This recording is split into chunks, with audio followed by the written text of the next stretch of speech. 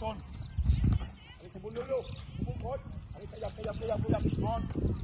ไปเลยคนนู้นเลยไปคนนู้นเลยเร็วอะไรตายาวโอเคไป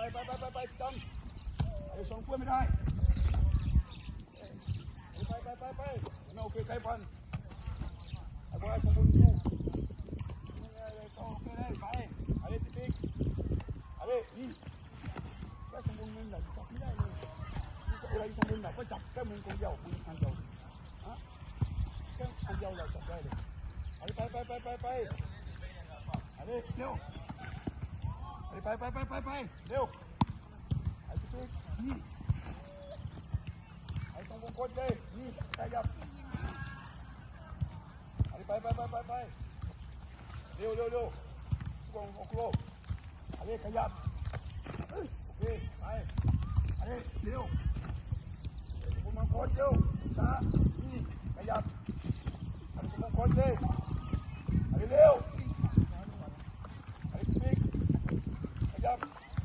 อะไรจับเลยอะไรสมบูรณ์โคตรเลยไปอะไรวิ่งชนไม่ได้เลยข้อมูลยังไม่ดีอะไรไปข้อมูลยังไม่ดีจับตั้งใจใช้ตรงมันจับโอเคได้ที่ดีจับบนเส้นเชือกประตูโอเคที่ดีไปอะไรเร็วสปีกต้องซ้อมคนนี้ซ้อมผมไม่เป็นสิประตูอะไร1 2 3โอเคเอาละอะไรไปเร็วอะไรสปีกอะไรจับโอเคตั้งใจจับบนดีจับบนดีเลยอะไรนี่โอเคอะไรสปีกไปอะไรขยับอะไรไปมาที่นี่อะไรเร็วจับบนดีจุงมันตั้งใจจุงมันว่าอะไรชีวิตจุงมันว่าอะไรอะไรไปกระดกอะไรดูมันจะตาต้องจับจุงมันต้องจับใส่ตาจับนั่นเลยโอเคดีมากจะไม่ดีขยับไม่ดีเราต้องขยับตัวต้องอยู่หน้าคนเลยอะไรไปอะไรขยับเร็วนี่อะไรตรงนี้ป้าอะไรขยับไปเลยเร็ว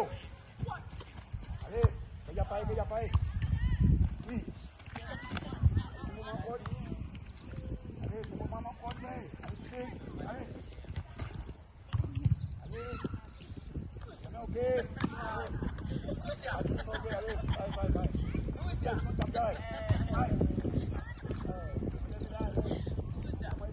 ดู